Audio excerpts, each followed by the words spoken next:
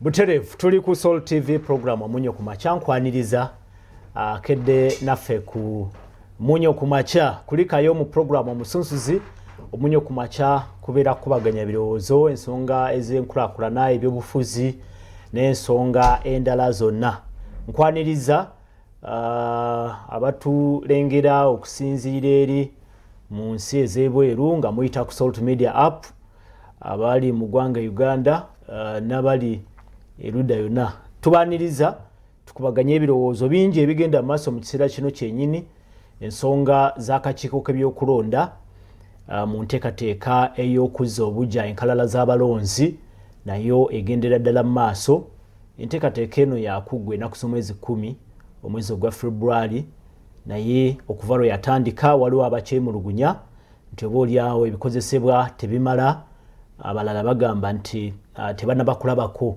ab'akakiiko k'ebyokulonda mu bitundu byabwe ensonga zino ze zabadde ne mu Parliament olunaku lw'eggulo nga Deputy Attorney General tebolinga statement ku nteekateeka eno butya bwetambudde ensonga zigweredde mu kakiiko ka rules obaolyawo bagenda okwongera okukakasa bino obaolyawo wabeewo enkyukakyuka mu exercise eno enkola eno oba exercise eno nkulu bannayuganda muteeka okuba nga mugijjumbira mugende maaso n'okugenda okukebera oba ebibakwatako byebyo ebiri ku nkalala z'abalonzi ez'akakiiko k'ebyokulonda ate obaolyawo mutegeere nawa we mugenda okulondera mu kitwale nga ensonga nkulu mpoza ate ne mu Kawempe North enteekateeka ez'okujjuza ekifo kye yali omubaka omugenzi kati Honorable Muhammad Segirinya nazo zigenda mu maaso abeesowoddeyo bawerako mpoza ate n'akakiiko k'ebyokulonda kamaze dda okulangirira ennaku z'omwezi 13 eza March nga ab'e Kawempe North bagenda okulaba nga balonda anagenda mu kifo ekyo ekyali ekya Honorable Muhammad Segirinya tubaniriza tukubaganya ebirowoozo ensonga zezo ebbiri tujja kubanga tutunulira entambuza ya okuza obujja enkalala z'abalonzi etuuseewa mwabali oyo musobola okutwegatako gye bujjako mu maaso awo mutuwulire ebintu bino mubiraba abantu bano mubalaba ab'akakiiko enkalala zino biki bye musanze mu exercise eno kale agange nze Prince Apollo mu studios okubaganya ebirowoozo n'amaze dda okwegatibwako Hajati Hanifa Kaladi ono wabyabufuzi y'omu ku abo boolyawo mu kiseera kino abeegwanyiza entebe ya Kawempe North nsanyuse nnyo Hajati busooka obuuze ku bali ku Salt TV program Munyo Kumacha tutandike tukubaganya ebirowoozo musibye mwasuze mutya abatulaba naddala aba na Kawempe North nsanyuse okubeera mu studio muno era nsaba mutuwulirize bye tugenda okuba nga tuwaaya. Kawempe ali atya Hajati? Kawempe mulungi kubanga essaawa zino Kawempe erwana nnyo okubanga efuna omubaka mu Parliament ow'okujjuza ekifo ekyo ekyalimu Honorable Segirinya era eyakava okufa era tumusabira omwoyo ge Mukama agulamuze ekisa.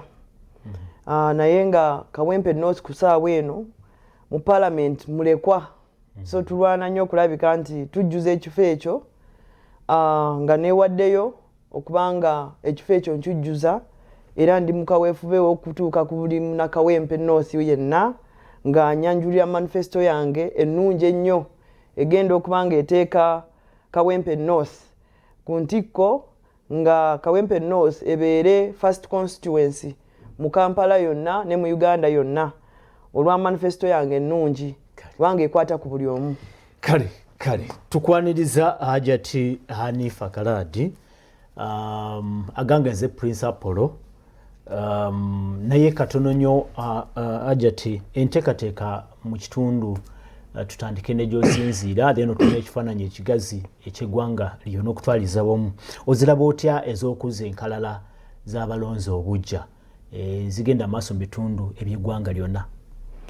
Okuza enkalala mu obujja mu bantu kubanga baba balaba waliwo abaali tebawezeza emyaka 18 ng'ate ku ssaawa eno balina okukuba akalulu so abo balina okubanga bagenda ku ssaawa eno nabo ne beewandiisa then waliwo abo abakyusa ebifo mwe babeera nga kati bawangalira awantu awalala abo bonna era nga Electoral Commission bwe yatuwabudde neetegeeza nti abantu abo balina omukisa ku ssaawa eno okubanga beewandiisa bulungi wabo bagenda okukubira n'olwekyo tukimanyi nti buli wamu mu Uganda yonna gye bali beewandiisa naye ku lwa Kawempe North olwa emergency gye tuliko eya by election era tukubiriza abalonzi bonna aba Kawempe North okulabika nti mu bwangu obw'ekitalo bagenda ne beewandiisa okulabika nti beetaba mu kulonda akalulu kano aka by elections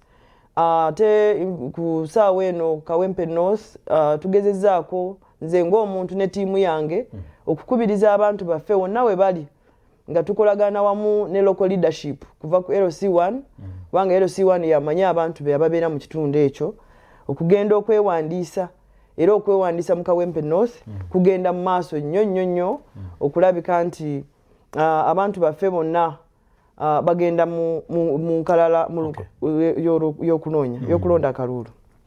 Wabaddewo ebyogerwa n'okusomoozebwa okwenjawulo okugenda okuli eyo mu nteekateeka eno nga bwe nakutegeeza nti n'olweggulo ensonga zino zatuuse mu Parliament abamu bagamba nti ebikozesebwa tebimala abamu tebanaba kulabako ku bannakakiiko bano abagenda maaso n'okutambuza omulimu guno tebanakubalabako mu bitundu byabwe kiri kiti ewammwe tutandikire ewamu ekyo kituufu nti ebyuma ebikozesebwa okubanga biregisteringa abantu mu nkalala z'okulonda bakozesa bya NIRA era nga Electoral Commission Chairman the Lord Byabakama era yatubuliddeko nti ebyuma ebyo oba okuwandiika kwonna NIRA yeyina obuvunaanyizibwa obwo okuwandiika Munnayuganda ng'ate NIRA yadde ekozesa ebyuma ebimaze emyaka ga 10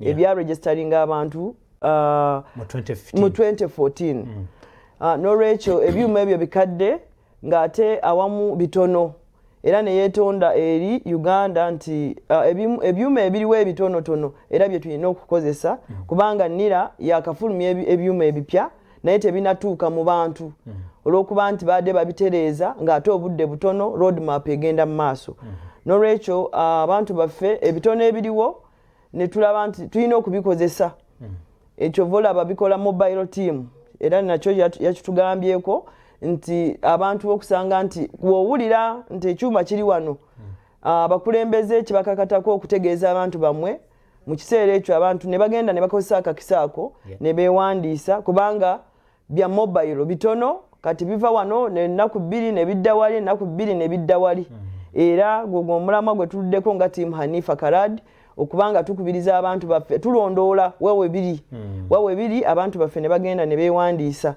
naye nga era ekizibu ekyo weekiri ne Byabakama yakikiriza nti weekiri nti abantu baffe tebabangi tebanakwewandiisa kyensuubira nti naye nga bw'omanya Electoral Commission bw'eba roadmap yeeyo kubanga etambulira mu mateeka yeeyo kyova olaba nti nkubiriza abantu mwenna mu butonotono obuliwo lwana nnyo owulire ekyuma we kiri ogende weewandiise kubanga right yo buvunaanyizibwa bwo okulabika nti olonda oyo omukulembeze agenda okukulembera emyaka 5 egijja so tumulabike nti mugenda ne mwewandiisa mu ngeri yonna kale enteekateeka mpozi ekisembayo ku nsonga eno enteekateeka ya abakulembeze b'ebitundu okwenyigira mu exercise eno n'okukunga abantu okugenda okwewandiisa abawezeze 18 n'abo abakebera okakasa nti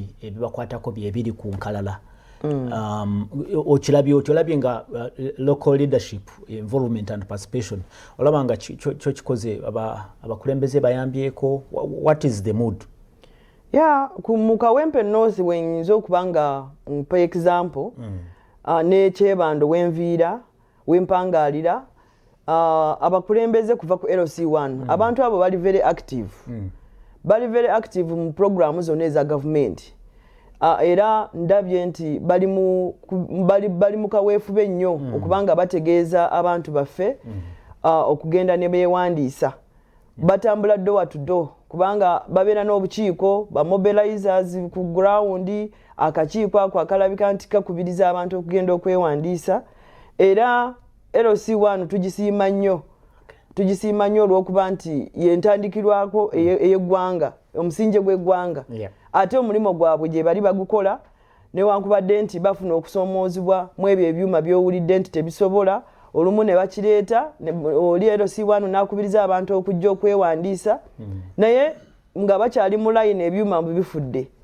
Kati awo bw'okusoomoozebwa okubeerawo, naye nga bo omulimu gwabwe ogw'okukubiriza abantu okugenda okwewandiisa n'okumanya abantu b'ekyalo abantu baabwe bagezezaako era bagukoze.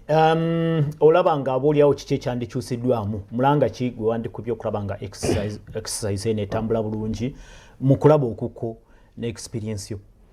Mu kulaba okwange Electoral Commission ekisooka etambulira ku program. Ebemmanye nti oluvannyuma lw'emyaka 5 egenda kubanga ewandiisa abantu. Yandibadde nga yeetegeka mu budde. Wabula si ku ssaawa esembayo nejja negamba nti ebyuma tebimala kubanga kye kitongole ekimu ekikolera ku mateeka ate ne road map ebeerawo emyaka 5. N'olwekyo ndaba nti mu mbeera eyo balina okubanga bakyusaamu kubanga abantu obudde bwe baba beewandiisizaamu bwebwo. Kati ate bwe mugamba nti ebyuma bifudde, ebyuma tebituusa abantu, kiba kitegeeza bangi bagenda kufiirwa okulonda oba okugenda ku nkalala z'akalulu. So n'olwekyo tulina okubanga tukyusaamu Electoral Commission erwane nnyo ekolagane ne NIRA kubanga NIRA yeevunaanyizibwako okuwandiisa abantu. Bakwatire wamu mu budde okubanga batambulira ku ekyo ekibakakatako okukola the mandate yaabwe okuwandiisa abantu n'okulabika nti bannayuganda bali ku nkalala. Era kye mbadde ngamba nti kati ssaawa eno ebizibu ebiriwo era byotasobola kugamba nti tukyusa ssaawa eno. Kye mbadde ngamba kyekyo kyokugamba nti babeere beetegeka kubanga eno mmesa eriwo ejja kuleetera abantu abamu obuteewandiisa. Naye era ku ssaawa eno ebiriwo mbadde ngamba Electoral Commission ekole nnyo sensitization eyambeko local leadership, eyambeko ba LC1 kubanga ba LC1 ojja kusanga nga tebalina mizindaalo gy'okuyita abantu nti kati mobile team ewandiisa abantu eri wano, mobile team displays enkalala z'abalonzi eri wano. Kati yo Electoral Commission yandi owuninze challenge eno eriwo nevaayo nnyo nekola sensitization neyamba ku local leadership neyamba ne ku NIRA okulabika nti abantu baffe beewandiisa especially ku sensitization neyisaamu ebizindaalo ng'eyita abantu kubanga bwe balanga ku radio mugenda kwewandiisa kuva ennaku z'omwezi zino okutuusa wano si buli omuntu akiwulira. Walina okubeerawo okukubiriza abantu mpaka process eweddeyo. Kubanga abamu tebayinza okubutaba ku radio, bayinza obutaba ku TV nga wano wetuli ne babanga bamanya kiki ekigenda mu maaso. N'olwekyo Electoral Commission buvunaanyizibwa bwayo kubanga egenda mu maaso okusensitizinga abantu baffe okubawa information nti mobile team registering eri wano. Okay. Ye Hajati Hanifa Kaladi munabyabufuzi okuva e Kawempe North nga twogera ku nteekateeka nga bwe ziri oba oli awo okusinziira ku byabadde mu Parliament kyakakasiddwa nti ebyuma ebikozesebwa mu nteekateeka eno biri 2,000 biri 2,273 kakyebo bikulonda mu kandyetaaze waakiri ebyuma nga 5,000 naye ate balina ebyuma 2,773 oboolyawo ekiraga nti waliwo ekibulakaawo waliwo ekyetaagisa oboolyawo either bajja ku extending obudde oba simanyi netulinde nenga ekikulu kyekyokuba nti bwobanga oli mulonzi oli myaka egironda wandibadde ojumbira enteekateeka eyo nolabikanga ogenda okukebera ebikwatako ku nkalala za electoral commission agangeze principal Ajat Kaladi ali mu studios katono nnyo nandyagadde omugenyi wange omulala naye abeereko kuno osobole okubanga amwanjula tutandikire ddala program kalulu ke Kawempe North kalabika okubanga katandise dde okunyooka basoba mu 10 beebisoddeyo okulaba nga boli abo bavuganya ku kifo ekyo abamu balowooza nti akalulu kano aka Kawempe North kajja kutuwa ekifaananyi ekyakalulu aka general election eya 2026 by elections zibaamu ebbugumu lingi tetumanyi bwe kigenda okubeera naye ate NRM yo bawerako webali abeesoddeyo nalabye Democratic Party nabo bagamba bagenda kufieldinga candidate erudde eri mu UPC nabo bansindikidde obubaka nti balina candidate gwe baleeta aba NUP nabo balinayo so akalulu kano ijja kuba ntabiro y'ebyobufuzi biri ebikwafu ebituwa ekifaananyi obaolyawo ekya 2026 producer wange njagala omugenyi wange omulala abenga atuula tulabike nga tutandika n'okubaganya ebirowoozo ajati katono nnyo ku ground simanyi modu eri etya ku ground e Kawempe abantu ekisooka e Kawempe bamanyi nti tugenda mu kubanga tulonda akalulu akamemba wa parliament bonna we bali bakimanyi era modu eri waggulu nnyo kubanga ku timu Hanifa Karadi yo egezezaako okutuuka ku buli omu buli parish tulina emiruka 9 n'ebyalo 47 tugezezaako okubanga tubatuukirira tubalaga nti tugenda kubanga tufiiringa ekifo ekyo Kawempe North efuna omubaka mu bwangu kubanga by election etwale akaseera katono naye nga tukola ekisoboka kuba kuwulira nti team Hanifa Karadi yeri ku ground yeri ku ground ate nkubiriza abawagizi bange mwenna okulabika nti tukwatira wamu buliro oyo atakimanyi nti Hajat Hanifa Karadi ye mama waffe wa Kawempe North okulabika nti atubeera eddoboozi eryo erigenda okubeera okugattako ogenda okubeera olutindo wakati wa central government ne bannakawempe kuva mpaka ku muntu asembayo wansi NRM ku mulundi guno mpulira nga mulinga abaweze okutwala Kawempe badde opposition ebbanga eriwezeeko awo simanyi obuvumu we mubujja ku mulundi guno kimu kyokka kyogere kuba njagala ku yingizaawo owa electoral commission n'ababeeko kyayogera ku nteekateeka ezo kituufu nnyo member wa parliament avuddewo abadde wa opposition neera yali wa opposition naye uno avuddewo Honorable Segirinya ye bamuwagira ng'omuntu ye research eri mu Kawempe North n'olwekyo singa NRM ekwatira wamu ku mulundi guno eba omubaka ayingira mu parliament ayinza okubeera owa NRM olw'okuba nti mobilization nze ng'omuntu agezezaako okutuuka ku buli omu ndaba nti nze asobola wa opposition okubanga muteeka wansi nenyingira bakuwanzeeko eddusu oba tebanaba tukyali mu kamyufa ak'obutundutundu oba aka electoral college bakola research anaayina amaanyi ku ground naye nga era singa process etambula bulungi nga yeye ennungi ennambulukufu awo ndowooza ebigenda okubeera nga bivuddemu bijja kuba nga bikkirizibwa abo ababadde beetabye ku tiketi ya NRM singa process eyo etambula bulungi naye bweba tetambudde bulungi awo ojja kusanga nti abamu bavuddeyo nga independent ate tekyandibadde kirungi ku mulundi guno nga bw'owulidde kiba kitukosa kubanga owulidde nti DP ejja UPC ejja NUP ejja NUP ejja kati awo bwe tubanga NRM teyetegese bulungi ne process eya vetting netambula bulungi abesimbyewo ne batafuna okwemulugunya kwonna NRM candidate akwata flag aba ayitawo butereevu. Alright.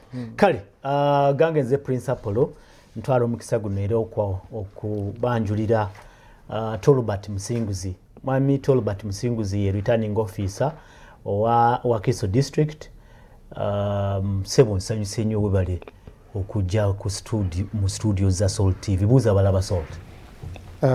Nange bwentyo tesiteswa program Prince Apollo ate ne Hajati n'abalabe ba Salt TV mwenna mbalamusiza olunaku lwa leero. Kale tugende butereevu ekyakuyisiza kwe kutubuulira enteekateeka zituuseewo ez'okukakasa okuzza obuugi enkalala general update of the voters register. Kyemanyi nti ekitundu kino gwakitwala otwalira ddala central region yona? Yes. Yeah. Enteekateeka ziri zitya? Enteekateeka zitambula bulungi. Exercise eno yatandika on the 20th mu ggwanga lyonna. Tuli ku miruka, tuli mu magombolola, tuli mu kuzza obujja enkalala z'abalonzi. Omulimu guno exercise eno nkulu nnyo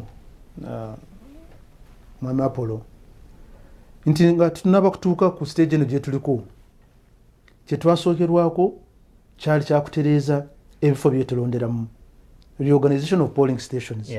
Nga tunaba kweteekateeka kulonda kwonna nga bw'olaba ne Kawempe kati twasooka mu reorganization of polling stations. Kati eggwanga lyonna limanyi tugenda kulondera wa. Ekyokubiri was demarcation of electoral areas. Ebifo abantu bibagenda kwesimbamu for purposes of the councils, local government councils. Kati omulimu ogwo gwaggwa. Kati buli omu amanyi.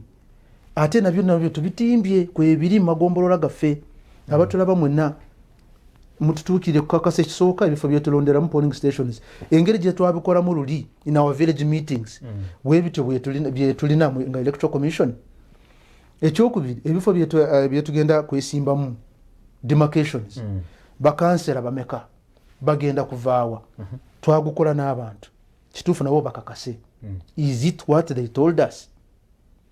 Now, kati ekiddako ekikulu nnyo register. Yes, tulina exercise mulimu ebirumira bingi ebivuddeyo mu kiseera kino. Njagala addressing olwakadde. Bagamba ebyuma tebimala kyekisooka. Abalala tebanaakulabirako ddala abakola ki bano aba-updatinga mu bitundu byabwe naye obudde buggwayo. Wasigaye enaku tisiringa 11 lwokka. Yes, naye tujja kutuuka wonna. Kubanga kati update tugikolera ku miruka. Display yetukolera ku byalo. Tugikolera ku muluka through schedules. Schedule enteekateeka gye tukola n'abassentebe b'ebyalo. Nti mu muluka olinamu ebyalo bimeka, namu ebyalo 10. Kati tugenda kukola bwe tuti. Naku 2 tuli wano, naku 3 tuli wano, naku 4 tuli wano. Ssentebe be bakunga abantu baabwe. Bagamba kati naku zino tugenda kubi abantu aba electoral commission bagenda kubeera mu kyalo kyaffe. Ne tuwandiika. Ate bw'otunula statistics the first week. The turn up is good. Really? Yes. So obudde buggwayo. Naye buli omu agenda kwewandiisa. Atanaba kwewandiisa. Kubanga kati concentration on those who have attained the age of 18 and have never registered. Okay. Sibangi nnyo lwaki nti nera yakava mu mop-up exercise. Actually mu December muno. Nga mopping up abo bonna atanaba kwewandiisa. So now we are looking at that remained. Okay. And we are working on it vigorously. So far so good. So far so good. Eyo gyosinzire wakisobo bali bulungi otukola banga bitambula bulungi. Bitambula bulungi ate ne walala we tulina big populations twongeddemu ebyuma kati. We have added more kits. Oh. Yes. We have added more kits to ensure nti buli omu awezeze emyaka 18 tumuwandiika. Ffe abayiwandiisa dda guno gwe mukisa gwaffe kuvaayo ne tukakasa ebitukwatako mu register biri bulungi. Amanya gaffe spellings kubanga we tuyingira kati after the update and display we are going for nominations.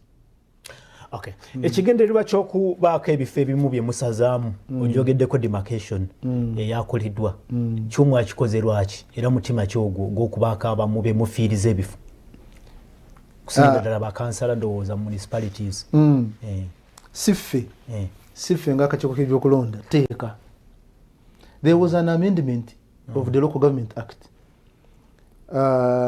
mu 2020 nga tutunayingira 2021 general elections.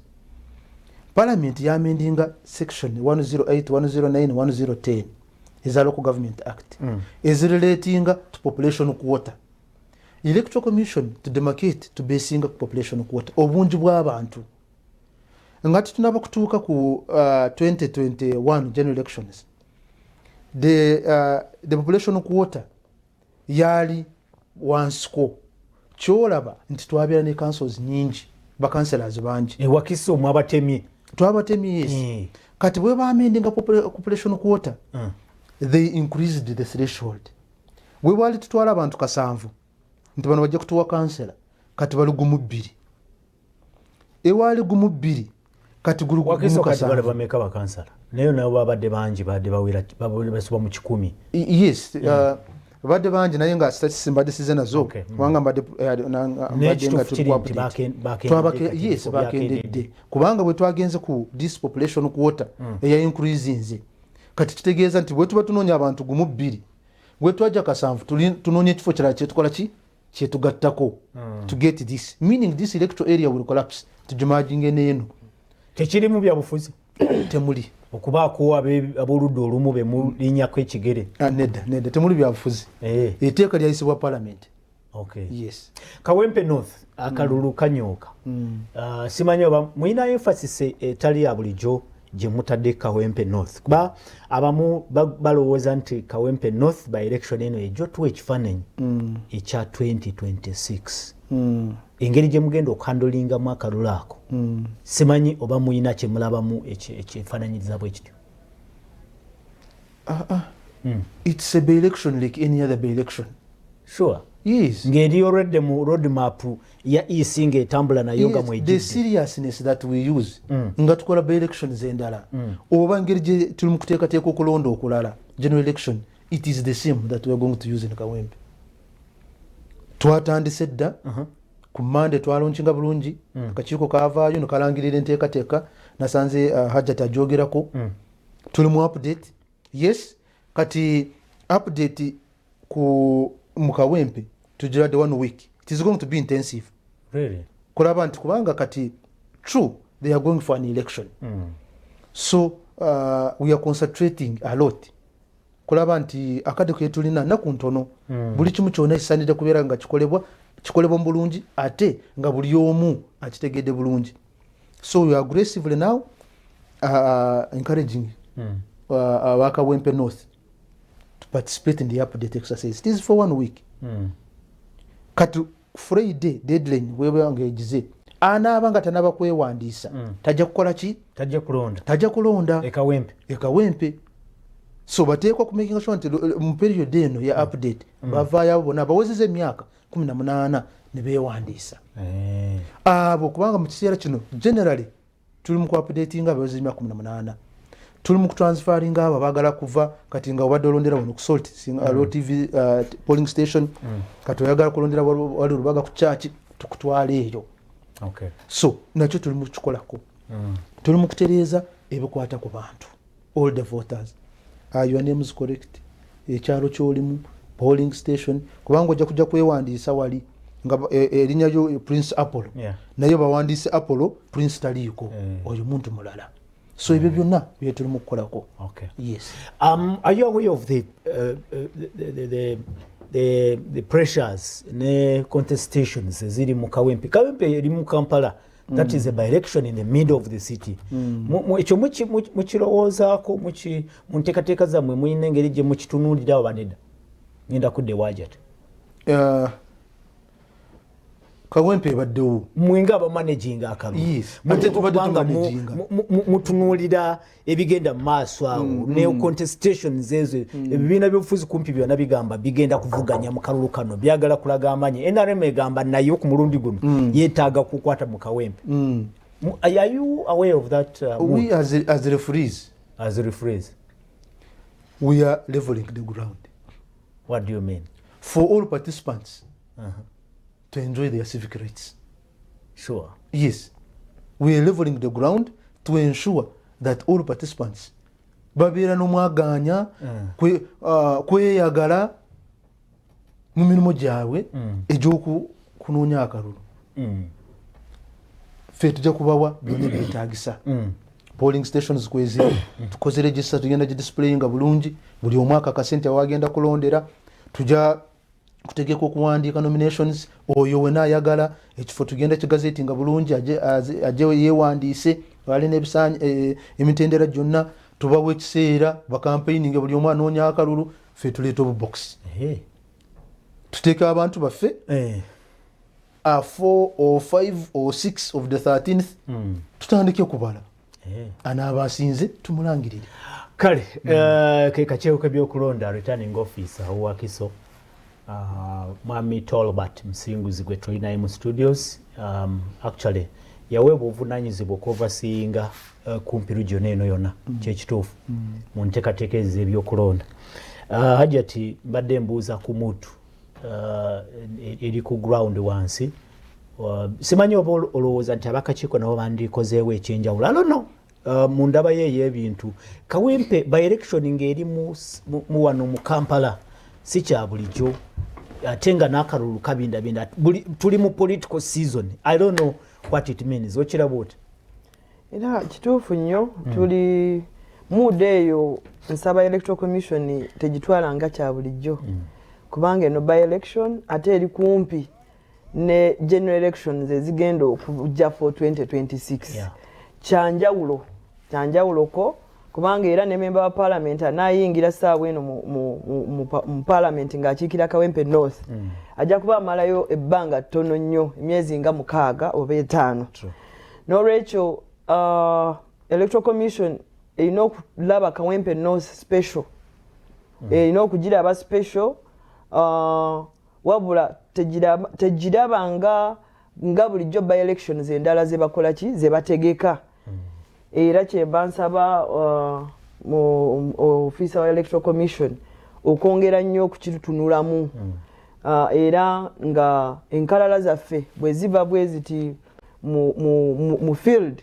banguwe nnyo kubanga bazikolako nnyo bazizze ku display mu bwangu tulabe nti abantu baffe bakakasa nti bali ku nkalala n'ekirala bongeremu sensitization okulabika nti abantu baffe tubakubiriza muleke kukirekera local leaders ba LC1 ne parish leaders kubanga abo tebalina busobozi ekyo kiri special nti electoral commission erina okukitunuulira nevaayo neyisaamu ebizindaalo ng'etegeeza abantu programu nga bwetambula kubanga obudde butuliko butono ate tuli mu by election there is a lot of pressure mu bantu especially kuffe candidates abesimbyewo then ekirala kyobuuza nti muudu okulabika nti electoral commission ekoze etya singa nga kati ffe aba NRM tuva mu kino ne tumanya nti flag bearer yoono awo nakyo kiba kitereeza embeera nuupu nemanya nti yoono mu budde na UPC nemanya nti yoono kati ekizibu ekiriwo ekyokugamba nti tugenda mu kamyufu olw'obudde obutono era ebibiina byonna kyemmanyi biri mu kuteekako kye bayita electoral college mu ngeri yonna okupiikinga baana abanaakwata flag ffe nga NRM era kye tulimu okulabika nti tufuna oyo anaakwata ebbendera naye nga ffe bacandidates Timu Hanifa tetunaba sorry electoral commission tonvunaana tuvaayo okwegwanyiza naye tetunaba kubeera ba candidates naye era tulina interest kubanga kyetulimu tulina okubanga ebigendererwa n'ennambulufu okulabika nti kyetugendamu kitereera kati bwenzire ewaffe ku NRM electoral college eno gye bakozesa kubanga bapiikingamu basunsulamu anaakwata flag kasita ebeera ennambulukufu mu bacandidates oba mu mbeera yonna awo tujja kuba ffe tukwatayo tuwagira oyo flag bearer gwe bajeemu bulijjo NRM ebeera n'akamyufu mu nteekateeka ng'eno ku mulundi guno babagambye mwe nga stakeholders kyabadde kyokuba nti akamyufu tekagenda kubeerayo babawadde ensonga ki? Ekisooka ensonga gye batuwadde akaseera katono by election akaseera katono nnyo ekirala wabaddeyo flag bearer kubanga etteeka lya NRM kasita wabeerawo flag bearer oyo atwala mpaka emyaka 5 oyogerako ye yesimbawo mu 2020 oyo abeera flag ku kadi ya NRM nga member wa parliament kati oyo abeera ne flag ye mpaka emyaka 5 nga giweddeko naye kati ekyenjawulo nti owaffe yali flag bearer Mwami Kasenge etali interested mu kwesimbawo kati flag era yagizaayo ku kitebe kati saawa eno era tugirimu nga tugirwanya naye lwakuba nti akamyufu tekagenda kubaawo ak'omu bantu ak'okudda mu bantu wabula electoral college. Alright, Sol TV program amonye ku machaye Hajati Hanifa Kaladi ate tuline Tolbert Musinguzi returning officer wo Wakiso twogera ku nteekateeka nga bwe ziri mu ggwanga ez'okweteekerateekera akalulu ka 2026 wairudde eri waliyo akakiiko kulonda ne ekitongole ekya NIRA bagenda maaso n'enteekateeka z'okuzza obujja enkalala z'abalonzi mpozi ate na akalulu k'okujuza ekifo kye yali omubaka we Kawempe North Honorable Muhammad Segirinyo Omugenzi nazo zatandise dda abeesoddeyo kugambye nti bawerako NRM bwe bali wa DP nabo bagambye baleeta UPC eleeta NUP eleeta tetumanyi FDC eringa oboolyawo tanaba kusalawo nabo oboolyawo tomanya nominations tewakyaliyo koko wakyaliyo akabanga nominations z'Ekawempe zadi they on 26 and 27 abiri mukaga abiri musanvu 27th and 28th and 28th February kitegeeza wakyaliyo weeks ngasatu ngasatu okay kale tusindikira obubaka noti musanvu noti emu mukaga noti mwenda mwenda noti mukaga olaba ki mu nteekateeka zino ebbiri ejo sinziiro teko kubanga obolyawo ofunye ekifaananyi ekya enteekateeka ey'okuzza obujja enkalala mu bitundu ebyo yatandika tetumaze wiiki namba kati n'ekintu yes eya national this is the second week eyo wiiki yakubiri Ekawempe for by election tukyali mu wiiki yaffe yesooka so weeks ziri bbiri kati zitambuddeko mu nteekateeka eno tuwa ekifaananyi mubalabe eyo abawandiise oba bayambako okukebera enkalala n'okuzza obujja ebibakwatako oba nedda nja kububaka obwo mubusoma mu ddakiika eziddako awo simanyi Tolbert omukyalo ono Hajati kyabyayogeddeko oyina kyopiikinzeemu ayogedde ku sensitization nti akakiiko by'okulonda mmwe muteekwa okubanga mwetika obuvunanyizibwa obwo si kubulekera bakulembeze b'ebitundu obaolyawo ne banno bennyini ba aspiring aspirants nti olukubalekera omugugu ogwo gw'okusensitizinga abantu no that observation is okay tugenda kikola kyetulimu nakatunda bawano kyendiko kukubiriza abantu ab'Ekawempe North obudde butono all activities are very important update is key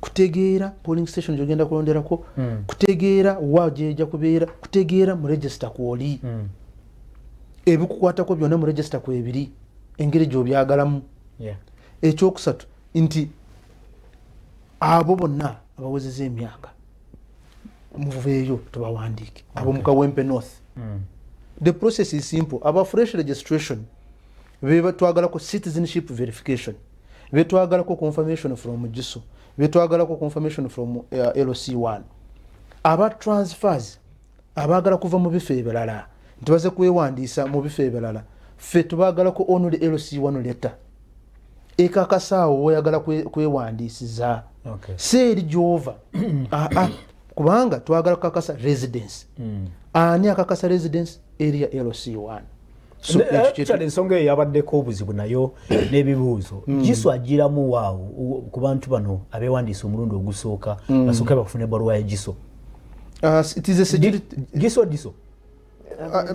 GISO representing DISO so kati kufuna endangamuntu oteekwa kuba munnauganda ani alina infrastructure y'okuvetinga who is a Ugandan or not.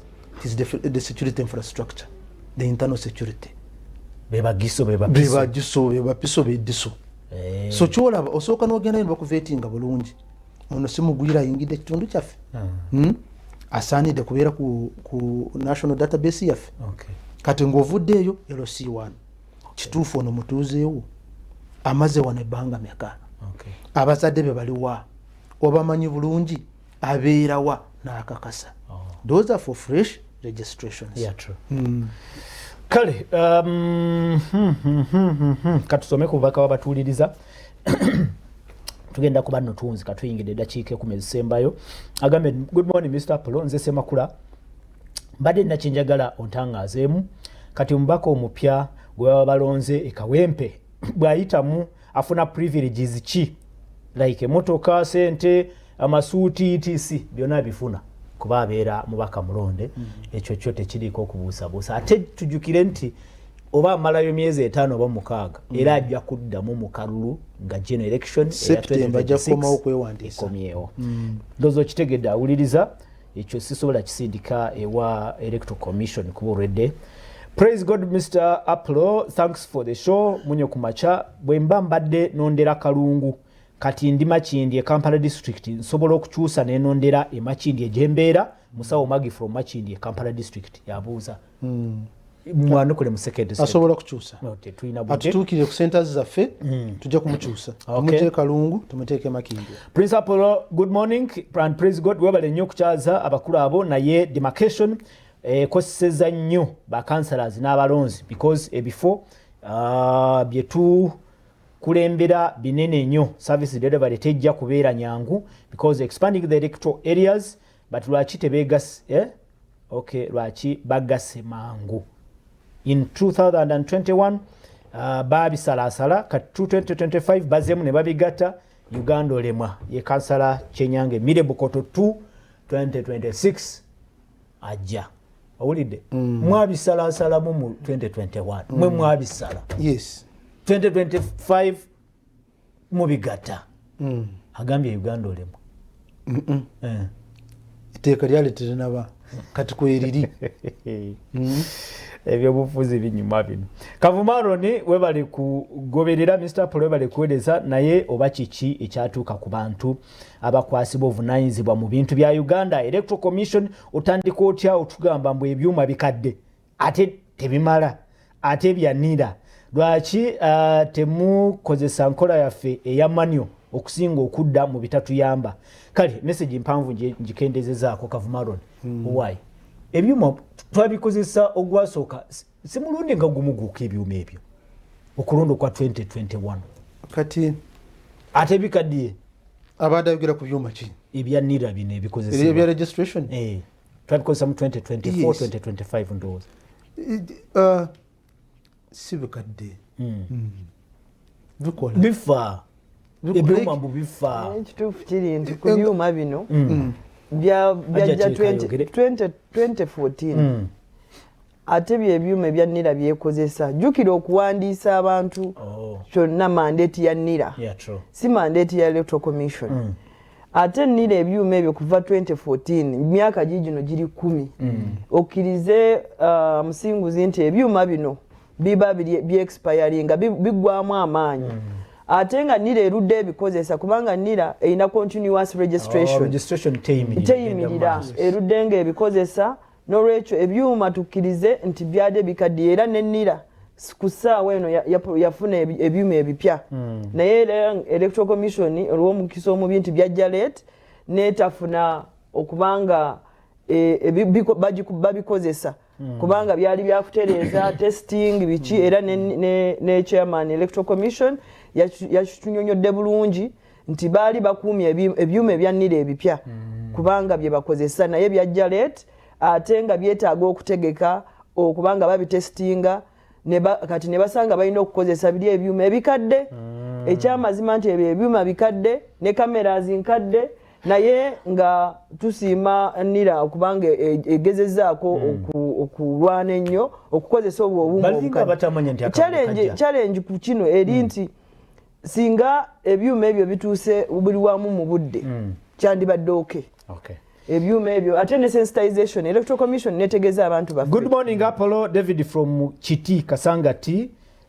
Down here we haven't seen any official from EC in our polling stations. Where does the update take place? Thanks. Olide tebamanyi nchi notinze kati just Kasanga tali mugundi yo jurisdiction yo contacting LC1 chairman we aja kumubulira D we tugenda kubeera mu kyalo ekyo. Agambye Mr. Pulumbuza Kalwanga Musa nondera Kawempe ku church naye luli nali mpangisa kati nazimba Lugoba na Bweru eyo eba Wakiso district nchakirizibwa okulondera Kawempe oba ninogenda ne LC leta oba mbiveeko Kalwanga Musa nguu yangu yo kusala okubiva chichayagala ayagala kulondera Wakiso oba ayagala kulondera Wakiso luli yali Kawempe tujja kumutransferinga alondere Wakiso bannanga akadde kantwala nja kusaba Ajat kasooke naawe oyina special message njiwandyagadde okuweerya abantu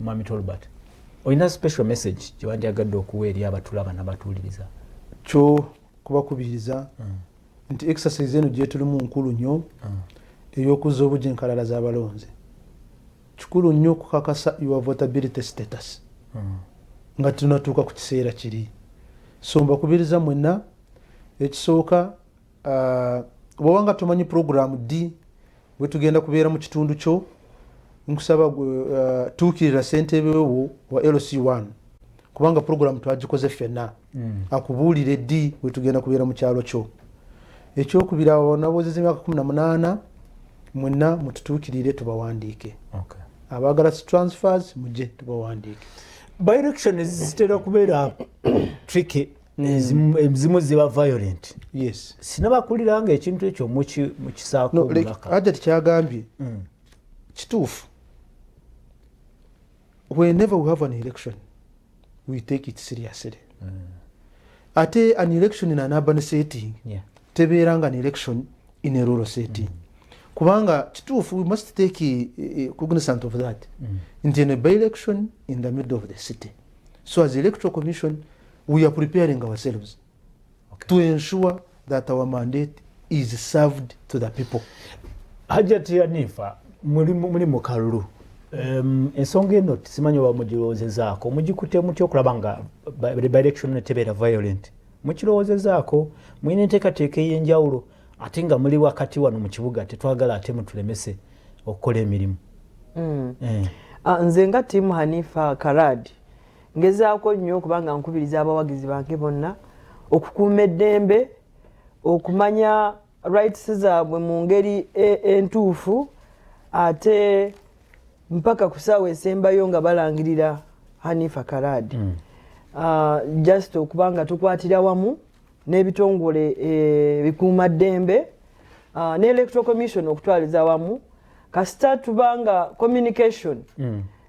communication flow nga stakeholders bonna electoral commission abo ba candidates bwe banaabeera local leadership okulabika nti tulambulula bulungi buli omu n'aba involved ne tubanga tutambudde wamu nsuubira nti tetugenda kufuna akavuyo mu kalulu kaffe ate era nga tiimu Hanifa tugenda mu maaso ne mobilization yaffe sofa gye tukola yakubanga yabutebenkevu era bwengenda okumitinga abakulembeze ku kyalo aba parish nze mitinga parish nenza ku LC1 kutuuka ku muluka era tuba mitinga mu ngeri entuufu mu hall nga si campaign gye ndimu naye wabula okumanya ebizibu oba ebintu ebyo bandiyagadde member wa parliament okubakolera so ye kaweefube gye ndimu kati ate nenyongera ne message gye mbawa abantu bonna nti tukuume eddembe electoral commission when tukiriza okuba nominated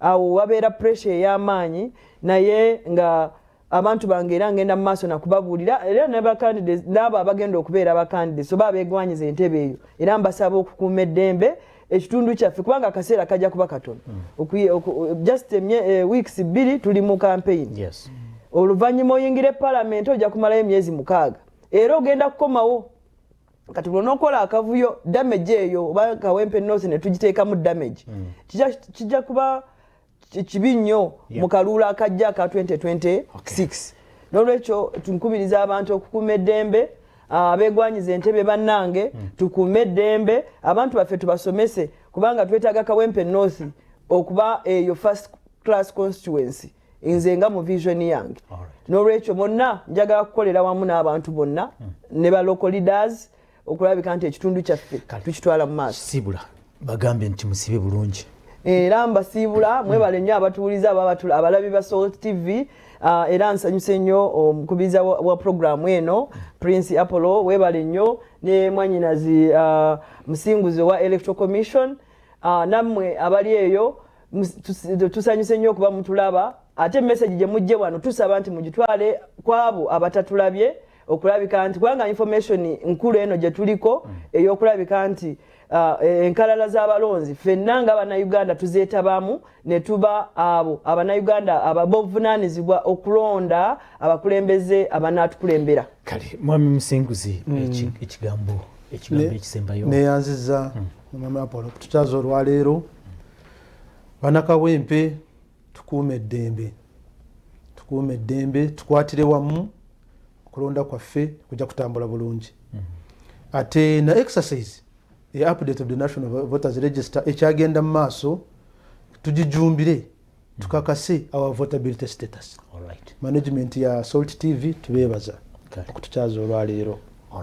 Tweyaze nnyo tweyanzege abadde ku Salt TV program omunyo ku makya waliwo messages zisobodde kusoma olwakadde mutukirize kuba tulinayo obudde obulala tujja kukomawo kalulu ke Kawempe katandika butandisi ataka 2026 ko naffe tukepikira sigala ku Salt TV ojja kufuna abolyawo byotalabanga. Ntekwa kwebaza ajati Hanifa webali nnyo okukeera okulabika nga oyogera n'abalabi baffe Musinguzi Tolbert webalekeera basindise obaka mwena tubebaza production team mwena bwenva mu ntebe atabe byemizanyo be bajja okulabika nga bakwongerayo ne program endala nyingi zikyajja agangeze Prince Apollo bagaliza omukisa gwa Mukama tugende tukole sente musibe bulungi mwera.